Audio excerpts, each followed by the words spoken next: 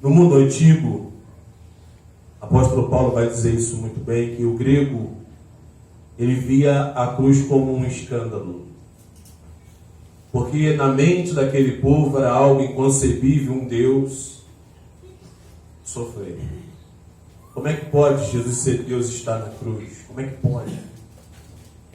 Quando a gente para pensar na visão daquele tempo, dos panteões, dos deuses todo-poderosos, aqueles deuses cheios de força, e quando a gente vê Jesus, e realmente naquela cabeça, para esse propósito, era difícil isso entrar.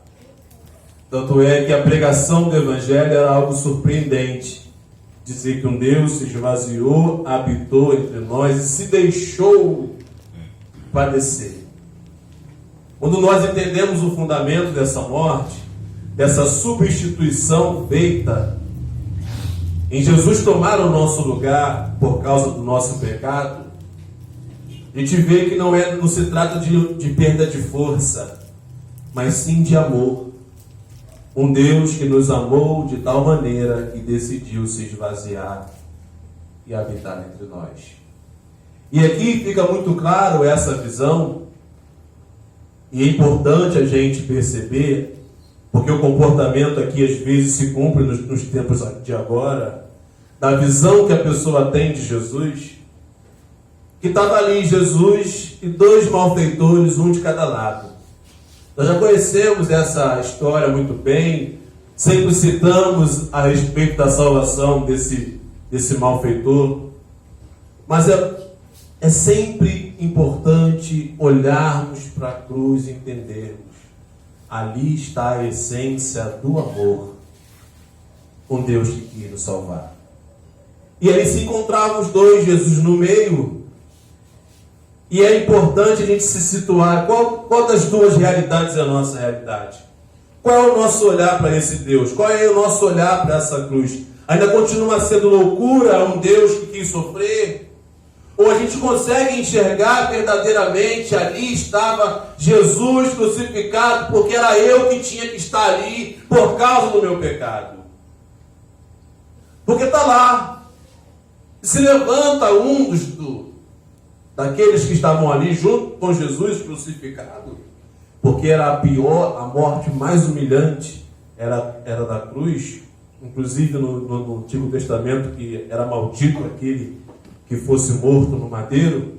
Estava ali os dois, aí um olha para Jesus e diz assim: ué, um dos malfeitores crucificados blasfemava contra ele, dizendo: não és tu o Cristo?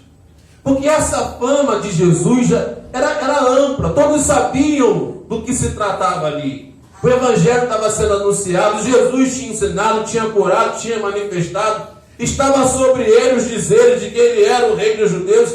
Esses malfeitores tinham a informação que Jesus era o Cristo, se intitulava o Cristo.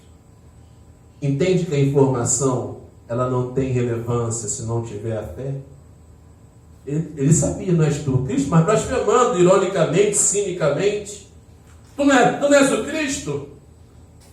Salva-te a ti mesmo e a nós também. A visão que aquela pessoa ali, aquele homem, aquele malfeitor tinha é: você não é Deus, não é Cristo, resolva o meu problema. Resolve a minha situação. Como as pessoas hoje tratam Jesus da mesma maneira, tratam, mas erroneamente, porque não tem nada de Deus nessa situação. De colocar ele numa condição de que você não é Deus, então porque eu estou passando por isso. Você não é Deus, não porque você não me cura. Você não é Deus, não porque essa realidade se cumpre na minha vida. Porque Jesus não veio para ser o nosso babá. Jesus veio trazer-nos salvação. Tudo aquilo que a gente planta, a gente vai colher. E não coloque isso na conta de Deus, porque Deus não tem nada com isso. Somos nós.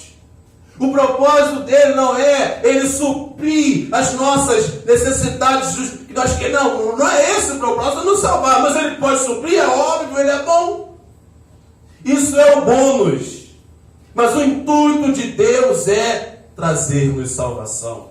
O que nós, como cristãos, precisamos pensar é o seguinte: por que é que eu estou passando por isso? Qual é o ensinamento que Deus está querendo me dar nessa situação?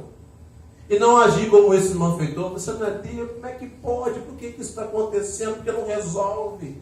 Se tu é Deus, você tem que fazer. É a mesma fala, só que diferente. Então não és o Cristo? Desce daí, salva-te a ti e a nós também. Só que o outro conseguiu compreender o que Deus estava fazendo com a morte de Jesus na cruz. Porque Jesus não se defendeu. Jesus não falou nada, ele não precisa.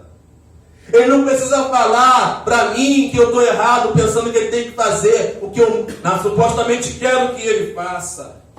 Ele não perde tempo com essa mediocridade humana, ele não perde tempo com essa mente pequena. Nem sequer ele quis falar, nem sequer ele quis se defender, nem sequer ele quis contraditar aquele malfeitor. Quieto estava, quieto ficou. Mas aquele outro que tinha visto, enxergado o que Deus estava fazendo ali, ele começa a repreendê-lo. Opa! Meu amigo,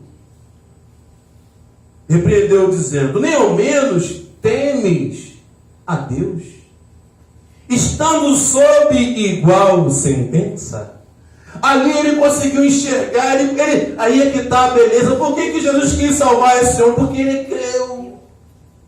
Ele conseguiu enxergar. Imagina, enquanto um está ali, penso eu, aqui já é uma questão de pensamento, a gente pode usar essa liberdade nesse sentido. Enquanto um está ali, você não é Deus, então me salva você e a nós também. O outro está ali, que privilégio poder estar do lado de Deus sobre a mesma sentença. É um pecador que tinha que realmente padecer só, mas ele quis tomar o meu lugar. Tu ainda não temes a Deus estando sob igual sentença? Nós estamos aqui porque estamos colhendo o que plantamos. Que viagem, né? Quem é aquele que pode olhar para a sua realidade difícil com toda a sinceridade e falar: eu estou vivendo isso porque eu mesmo plantei? Nós estamos aqui crucificados porque nós merecemos, mas Ele nada fez. Ele é Deus. É bom a gente pensar sempre em memória dele, desse amor. Ele voluntariamente quis. Não essa loucura de um Deus que fica norteando, passando a mão na cabeça do homem. Não! O projeto de Deus não tem muita coisa com essa vida aqui não. O projeto de Deus é remir o pecador que sou eu e você. Mortos no pecado, vem o sangue dele, nos lava, e agora nós temos a oportunidade de ir para o céu. Aí você vai se perguntar assim: e os meus problemas aqui? Você mesmo não foi encontro deles? Resolva-os. Peça a Deus saúde e discernimento para você resolver. Mas não olhe para Deus com esse olhar desse malfeitor. Se você é Deus, então faça alguma coisa. Porque não é para isso. Jesus está na cruz para que nós não tivéssemos o destino de ir para o inferno. E esse outro malfeitor conseguiu enxergar tanto, que diz o seguinte: estamos aqui, ele não fez mal nenhum, e acrescentou: Jesus. Meus irmãos, é essa a grandeza da palavra e do Evangelho de Deus. Esse homem pecador, padecendo dos seus erros, padecendo do que plantou, consciente disso, ele não está ali pedindo a Jesus, não vai ver aqui, como o outro: resolve o nosso problema, resolve a minha coisa, resolve a minha causa. Ele: não, Jesus, lembra-te de mim quando vieres no teu reino. Aquele homem conseguiu entender que ao seu lado estava o Rei dos Reis. Aquele homem pôde colocar a confiança em saber: a morte não pode derrotar o Senhor. E aquele homem conseguiu enxergar: tu vai voltar um dia, e aqueles que estão contigo reinarão contigo. Lembra-te de mim quando vieres no teu reino. Não foi um simples, não, olha a intensidade disso, porque que Jesus o recebeu. Ele entendeu, tu és rei. Primeiro ele entendeu, tu és Deus. Nós estamos aqui na mesma condenação, é Deus. Ele é rei e ele voltará. E essa é a maior esperança. Que a nossa vida não termina aqui, nesse tempo que a nossa natureza física existir. Lembra de mim, Senhor, quando vieres no teu reino. E Jesus, prontamente, está ali, resolve o meu problema. Eu não vim para resolver o teu problema, que você mesmo procurou. Eu vim te salvar, porque o teu pecado ia te destruir. E Jesus volta para ele e diz: em verdade te digo que hoje tu estarás comigo no paraíso. A salvação, o evangelho em ação, porque houve abertura e entendimento, porque houve quebrantamento, houve a percepção, eu que tinha que morrer só, mas esse Deus me amou de tal maneira que decidiu morrer, me substituindo nessa pena.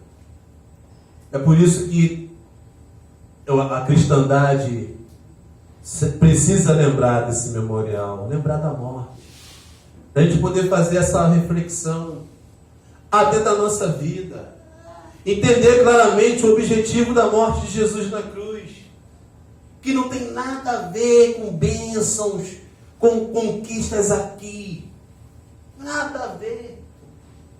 Tem a ver com a remissão dos nossos pecados, que não são poucos, e o amor manifestado nessa cruz. Ele nos amou. Então, olhar para esses dois personagens aqui, um à direita e um à esquerda, nós precisamos nos situar. Será que eu ainda estou na loucura do grego e vai ser impossível? Ele não pode ser Deus, porque ele está padecendo. Quantos de nós não vamos dizer assim, mas quantos daqueles que estão dentro de uma comunidade de fé e falam: não posso, Deus não pode estar na minha vida porque eu estou padecendo assim. Ainda tem o outro, que é o outro oposto, que é tão errado quanto esse, e dizer: não tem como Deus não ser comigo, sou tão abençoado. Deus não tem nada a ver. Esse não é o projeto de Deus, abençoar ou não abençoar. O projeto de Deus é salvar. Lembra-te de mim quando vieres no teu reino. Deus não quis estar com os seus somente no tempo aqui dessa natureza física. Deus quer-nos no seu reino. Ele voltará. Então nós temos que pensar nisso. O que é Jesus para mim? É esse que eu coloco ali, que eu vejo como aquele ser que vai cobrir as minhas demandas? Ou quando eu olho para ele eu vejo: obrigado por ter morrido, por desejar me salvar, porque ele vai voltar. Lembra? E foi maravilhosa a resposta, né? Hoje ainda. Hoje nós vamos morrer aqui. Você não vai morrer, vai ficar. Eu não vou morrer. Não, nem vai ficar, porque aquele que crê, ainda que morra, viverá. Esse aqui vai ficar. Só Deus sabe para onde vai, mas você vai estar comigo hoje. Cumpre-se aquilo que ele disse, né? Eis que vou para o Pai, mas não vos deixarei órfãos. Virei outra vez, para que onde quer que eu esteja, estejais vós também. Pense sempre nesse amor de Jesus por mim e por você. Valorize isso. Entenda claramente isso. Não olhe para os problemas e queira medir Deus por isso. Lembre sempre: Deus padeceu para me salvar, não para resolver as minhas demandas. E é isso. É ter o coração aberto, pronto, como esse homem, desse entendimento. Ele é Deus. A grande loucura desse tempo é que as pessoas, ou elas tentam rebaixar a Deus para se nivelar, ou elas tentam se elevar para também se elevar. quando na verdade Ele é Senhor e nós servos. A Ele toda honra, a Ele toda glória, a Ele todo louvor. E nós estamos ali, nós somos aqui. Por isso que tu ainda não temes a Deus? Você se acha do mesmo nível? Não. Então Deus não tem que fazer nada. O que Deus tem que ser adorado, honrado, servido. E a gratidão sempre firme no nosso coração. De obrigado, Senhor, por ter escolhido a cruz no meu lugar, para que hoje eu pudesse ter esperança de estar contigo no paraíso. Paraíso, no grego aqui, no original, da origem de jardim. Aí quando a gente vê isso, a gente não tem como não lembrar do começo, né? Deus no jardim, passeando, tendo comunhão com o homem, falando com ele na virada da noite. Comunhão plena. Hoje você estará comigo no jardim. É para lá que nós temos que ir. Para lá que o nosso coração tem que aquecer e desejar. Mas só vamos conseguir fazer isso se a gente conseguir enxergar Jesus na cruz como nosso Senhor, Redentor, remidor de todos os nossos pecados. Ele morreu para que nós pudéssemos viver. Amém? Vamos agradecer.